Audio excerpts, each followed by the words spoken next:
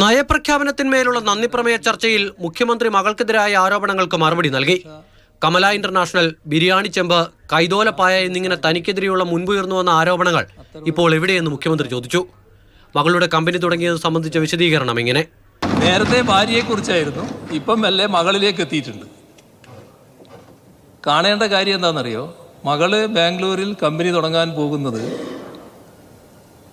എൻ്റെ ഭാര്യ, അവളുടെ അമ്മ റിട്ടയർ ചെയ്ത് കിട്ടിയ കാശ് അത് ബാങ്കിൽ നിന്ന് എടുത്ത് കൊടുക്കുകയാണ്. നീ പോയിട്ട് നിൻ്റെതായ കമ്പനി തുടങ്ങുക, സ്വന്തമായിട്ട് ചെറിയ കമ്പനി തുടങ്ങിയാൽ മതി എന്ന് പറഞ്ഞിട്ട് തുടങ്ങുകയാണ്. ഒന്നും എന്നെ യേശില്ല. യേശാത്തത് ഇതുകൊണ്ട് തന്നെയാണ്. അതൊരു അഹംഭാവം പറച്ചിലൊന്നുമല്ല. ഈ കൈകൾ ശുദ്ധമാണ്, അതുകൊണ്ട് തന്നെയാണ്. കരിമണൽ കമ്പനി CMRLനെ പരോക്ഷമായി നിയന്ത്രിക്കുന്നത് മുഖ്യമന്ത്രിയാണെന്ന ROC റിപ്പോർട്ടിലെ പരാമർശത്തിലും വീണ വിജയനെ പ്രോസിക്യൂട്ട് ചെയ്യാമെന്ന നിർദ്ദേശത്തിലും പിണറായി സഭയിൽ മറുപടി പറഞ്ഞില്ല. പ്രതിപക്ഷ നേതാവാണ് എക്സാലോജിക് ചർച്ചയ്ക്ക് തുടക്കമിട്ടത്. മുഖ്യമന്ത്രിയുടെ മകൾക്കെതിരെയുള്ളത് സുപ്രധാന കണ്ടെത്തലാണെന്നും ആരോപണമല്ലെന്നും സതീശൻ പറഞ്ഞു. ഒരു രേഖയെ ഹാജരാക്കിയില്ല. മുഖ്യമന്ത്രി നിയമസഭയിൽ പറഞ്ഞത് ശരിയായിരുന്നില്ല, അവാസ്തവമായിരുന്നു. പച്ചക്കള്ളമൊന്നും ഞാൻ പറയല്ല, അവാസ്തവമായിരുന്നു. നയപ്രഖ്യാപന പ്രസംഗത്തിൽ ഗവർണർ പറയാതെ പോയ വികസന നേട്ടങ്ങളെല്ലാം മുഖ്യമന്ത്രി സഭയിൽ എണ്ണി പറഞ്ഞു.